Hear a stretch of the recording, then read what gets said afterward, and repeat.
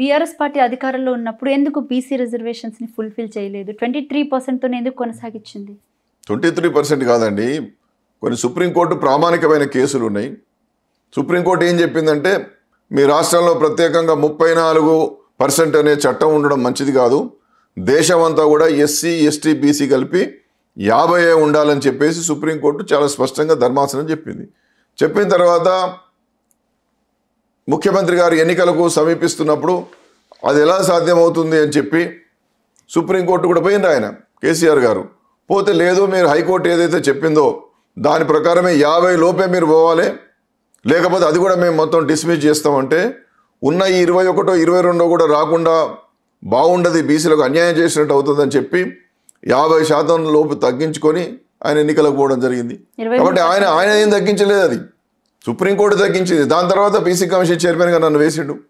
మా commission చట్టబద్ధ commission వేయడం జరిగింది. నేను సమగ్రంగా అధ్యయనం చేసి నేను నివేదిక ఇచ్చేలోపు ఇక్కడ గవర్నమెంట్ పోయింది.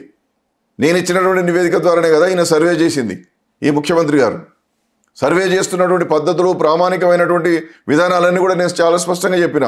కానీ మొదటి నుండి కూడా ఒక వ్యూహాత్మకంగా పైకి మాత్రం బీసీలకు కట్టుబడి ఉన్నట్టు మాట్లాడు, పద్ధతులన్నీ తప్పు చేసుకుంటూ వచ్చుడు. తెల్లాళ్ళైతే బీసీ 42% అని మాట్లాడతారు, 42 నిలబడడానికి ఒక్క పద్ధతి కరెక్ట్ చేయరు. కాబట్టి లిప్ సర్వీస్ మాత్రమే అందించిండు, ప్రామాణికమైన పద్ధతులు ఏవి పాటించలేదు. మాలాంటి వాళ్ళు మాట్లాడితే ఏమైంది, కొంతమంది బీఆర్ఎస్ పార్టీలో ఉన్నటువంటి కొంతమంది మేధావులు అడ్డగోలు మాట్లాడుతున్నారు, ప్రజలను తప్పుదో పట్టిస్తున్నారని చెప్తున్నారు. మేమంటున్నాం నువ్వు ప్రజలను తప్పుదో పట్టిస్తున్నావు. నేను 42% ఇవ్వడానికి నీకు ఏం అడ్డంకున్నది?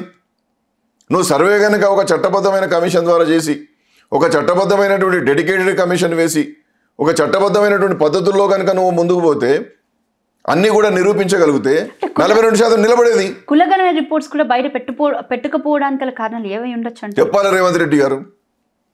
ఎందుకు పెట్టలే నీ సర్వే రిపోర్ట్? ఎందుకు బయట పెట్టలే? నీ వెంకటేశ్వరరావు, భూసాని వెంకటేశ్వరరావు గారి కమిషన్ నివేదికలు ఎందుకు బయట పెట్టలే?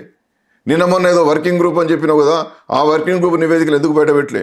అసెంబ్లీలలో ఎందుకు చర్చించలే? పబ్లిక్ డొమైన్లో ఎందుకు పెట్టలే? ఇవన్నీ బయట పెట్టకుండా, ఇవన్నీ ఏం లేకుండా బిల్లులు ఎట్లా తయారు చేసినావు? ఆ బిల్లులు అక్కడికి ఎట్లా పైకి పంపించగలిగినావు? కాబట్టి ఒకదానికొకటి కాంట్రడిక్షన్. ఒక ప్రక్రియకు మరొక ప్రక్రియకు సంబంధం లేదు. అక్కడికి బిల్లులు పంపుతాడు, హైకోర్టు సెప్టెంబర్ 30 అన్నది కదా, అప్పటి ఒక ఆర్డినెన్స్ తీసేసి అది కొట్టేస్తుంది, వెంటనే పాత రిజర్వేషన్లతో ఎన్నికలకు పోవాలని చూసిండు. కానీ మళ్ళీ బీసీలంతా బగ్గున మండేసరికి మళ్ళీ ఇవాళ ఢిల్లీకి పోయి ఈ యొక్క జంతర్ మంతర్ దగ్గర డ్రామా మొదలుపెట్టాడు. స్పందించట్లేదు. రాహుల్ గాంధీ ప్రధానమంత్రి అయిన తర్వాత బీసీ బిల్లును ప్రవేశపెట్టి మేము అప్పుడు మిగతా పనులు అంటే బీసీలకు న్యాయం చేస్తామని చెప్పేసి ఒక మాట మాట్లాడడం జరిగింది. ఏం చెప్తారు? అర్థమైపోయింది కదా మీకు. రాహుల్ గాంధీ గారు ఎప్పుడు ప్రైమ్ మినిస్టర్ కావాలి, ఈ రిజర్వేషన్ మాకు ఎక్కడ రావాలి, అప్పటిదాకా ఎన్నికలు పెట్టాడు అన్నట్టుగా. లేకపోతే ఆయన అయిన తర్వాత మళ్ళీ ఇంకో ఎన్నికలు పెడతా కానీ ఇప్పుడైతే ఇట్లా కానీ అంటాడు కావచ్చు. అంటే ఉన్న 23% తోటే అంతే కదా. నిన్న దుకాణం బంద్ చేసిండు. ఇక మళ్ళీ ఢిల్లీకి వచ్చేది లేదన్నాడు. రాహుల్ గాంధీ గారు ప్రైమ్ మినిస్టర్ కావాలన్నాడు. ప్రైమ్ మినిస్టర్ అయిన తర్వాత ఒప్పిస్తారట. రాహుల్ గాంధీ ప్రైమ్ మినిస్టర్ అయితే చట్టాలు ధర్మాలు అన్ని ఒప్పుకుంటాయా? అంటే ఎట్లేదని ఒక అడుగు ముందుకేసారని చెప్పొచ్చు కదా సార్. వాళ్ళు డైరెక్ట్ గా ఢిల్లీకి వెళ్ళి జంతర్ మంతర్ దగ్గర ధర్నా చేశారంటే ఎందుకు బీఆర్ఎస్ పార్టీ ఆ స్టాండ్ తీసుకోలేక, ఎందుకు పెద్ద ఎత్తున ధర్నా చేయలేకపోతుంది? కాంగ్రెస్ కార్యక్రమం ఎందుకు చేస్తున్నారంటే ధర్నా చౌక్కే పరిమితమైందా బీఆర్ఎస్ పార్టీ? నో మ్యామ్, నువ్వు కాంగ్రెస్ పార్టీ ప్రచార కార్యక్రమం ఎందుకు చేస్తున్నావు? కాంగ్రెస్ అది ప్రభుత్వం అండి. ప్రభుత్వం విపక్షాలను తీసుకొని పోయి ప్రధానమంత్రి గారిని కల్పించాలి, అఖిల పక్షాన్ని రాష్ట్రపతి గారికి కల్పించాలి, న్యాయపరమైనటువంటి పోరాటాలు చేయాలి. స్ట్రీట్ ఫైట్ కాదు కదా. కాన్స్టిట్యూషనల్గా నువ్వు లీగల్గా నువ్వు ముందుకెళ్ళాలి. ప్రభుత్వం చేయాల్సిన పనులను పక్కన పెట్టి పాలనంతా గాలి కొదిలేసి మొత్తం యావత్ మంత్రివర్గం అంతా కూడా ఎమ్మెల్యేలు ఎమ్మెల్సీలు మొత్తం బాటగట్టి ఏందండి ఆడ చేసేది మీరు? మరి ఒకవేళ ప్రభుత్వం ధనం అయితే ప్రభుత్వ ధనాన్ని వృధా చేస్తున్నారు. ఎన్ని కోట్లు ఖర్చు పెడతారు ప్రజాధనాన్ని? సర్వే పేరున 160 కోట్లు ఖర్చు పెట్టిండ్రు. రాహుల్ గాంధీ గారు వచ్చినప్పుడు ఎంత ఖర్చు పెట్టిండ్రు ఆనాడు? మళ్ళీ వాళ్ళ ధర్నా పేరిట ఎంత ఖర్చు పెడుతున్నారో. ప్రజాధనం అండి.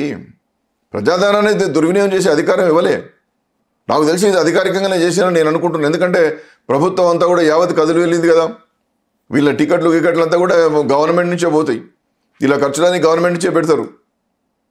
మీరు బీసీలకు మంచి చేయకున్నా పర్వాలేదు కానీ ప్రజాధనాన్ని దుర్వినియోగం చేయకండి. మీతో ఎలాగో 42% కాదని తేలిపోయింది. అందుకోసమే వాళ్ళు ఏమంటున్నారు, రాహుల్ గాంధీ ప్రైమ్ మినిస్టర్ అయిన తర్వాత పెడతాడట. మరి ఆ ప్రైమ్ మినిస్టర్ అయ్యే భవిష్యత్ ప్రైమ్ మినిస్టర్ గారు మరి నిన్న ధర్నాకి ఎందుకు రాలే? మల్లికార్జున ఖర్గే గారు అంటే ఉన్నారో లేదో తెలియదు పెద్ద ఆయన. మేడం ప్రియాంక గాంధీ గారు ఎందుకు రాలే? సోనియా గాంధీ గారు ఎందుకు రాలే? కనీసం కేసీ వేణుగోపాల్ ఎక్కడ వేయండు? ఏందండి, ఎవరిని తప్పుతో పట్టిస్తున్నారు? ఎటువైపు పోతున్నది రాష్ట్రం? అసలు ఈ రాష్ట్రంలో అధిక పాలన కొనసాగుతున్నదా? అంటే దీని మీద ఎందుకు కేటీఆర్ మరి పెద్దగా మాట్లాడట్లేదు? ఎందుకు మాట్లాడలేరండి? మేమందరం ఉన్నాం కదా, మేమంతా బీసీ నాయకులమే కదా. అక్కడ కూడా అందరూ ఉన్నారు కదా, మరి అట్లయితే ఉండని ఆయనే మాట్లాడతాడు కదా. అదే ఇప్పుడు కేటీఆర్ గారు కానీ కేసీఆర్ గారు ఏమనుకుంటున్నారంటే, బీసీలు బలమైన నాయకులు మా పార్టీ నుండి ఉన్నారు, బలంగా వాయిస్ వినిపిస్తున్నారు, వాళ్ళే వినిపించాలంటే మీతో పాటు వీళ్ళు గొంతు కూడా కలపాలి కదా. 100% కలుపుతున్నారు కదా, 100% కలుపుతున్నారు. ఇప్పుడు మన ఇంటర్వ్యూ అయ్యే దశకు ఇప్పుడు ఆయన ఎవరు వికారాబాద్ జైనింగ్స్ జరుగుతున్నాయి, అద్భుతంగా అదే ఆ సమావేశంలో కూడా అదే మాట్లాడబోతున్నారు కేటీఆర్ గారు. బీసీ రిజర్వేషన్ల మీదనే మాట్లాడబోతున్నారు. మీ తర్వాత చూడండి మీ రికార్డు. అవకాశం సందర్భం దొరికినప్పుడల్లా బీసీ రిజర్వేషన్ల మీద, బీసీ స్కీముల మీద అప్పుడేం చేసినాం, ఇప్పుడేం చేయలేదు, రేపు ఏం చేస్తాం అనేటువంటిది కూడా చాలా స్పష్టంగా ఎప్పటికప్పుడు కేటీఆర్ చెప్తున్నాడు.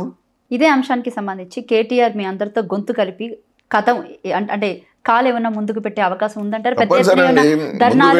ధర్నాలు దీక్షలు ఏమైనా కొనసాగితే అనుకోవచ్చు? తప్పదండి. 14వ తేదీన కరీంనగర్ జరగబోతున్నది కదా, అది వాయిదా పడిందేమో కదా. ఇలా 8th వాయిదా పడ్డది, 14వ తారీఖున బ్రహ్మాండంగా జరగబోతున్నది కదా. మొత్తం పార్టీ వ్యవస్థ అంతా కూడా తరలి వస్తున్నది అక్కడ. ఇప్పుడు కేటీఆర్ గారు ఏ రోజు బీసీల గురించి మాట్లాడతలేడు, కేసీఆర్ గారు ఎప్పుడు మాట్లాడతలేరు, పార్టీ నాయకత్వం ఎప్పుడు మాట్లాడతలేదు.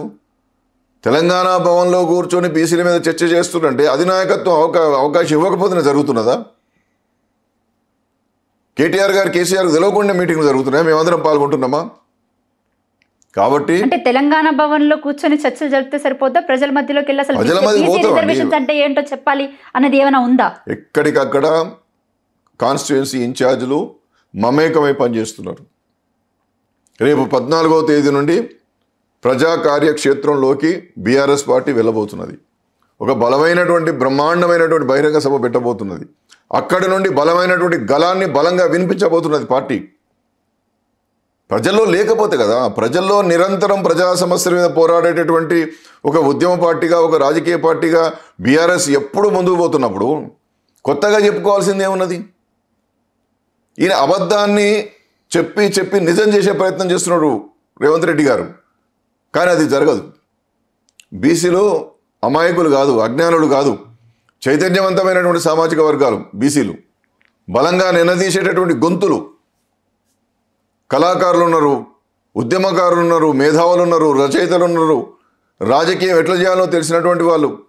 కాబట్టి ఒక బలమైనటువంటి రాజకీయ చైతన్యం, బలమైనటువంటి రాజకీయ స్పృహ, బలమైనటువంటి ఉద్యమ స్పృహ ఉన్నటువంటి బీసీలను నేనేదో మాయమాటలు చెప్పి నా పబ్బం గడుపుకుంటా అని చెప్పి రేవంత్ రెడ్డి గారు అంటే భరతం పట్టడానికి బీసీలు సిద్ధమవుతున్నారని చెప్పి రేవంత్ రెడ్డి గారు గమనించుకోవాలి. ఇది ప్రజాస్వామ్యం. ప్రజాస్వామ్యంలో ఏది పడితే జరగదు. ప్రజాస్వామ్యంలో ప్రజలను కూనీ చేద్దామనుకుంటే, ప్రజలను అగమ్య గోచరమైనటువంటి జీవితంలోకి మార్చాలనుకుంటే సరి అయినటువంటి సమయంలో సరి అయినటువంటి దెబ్బ కొట్టడానికి బీసీలు సిద్ధమవుతున్నారు.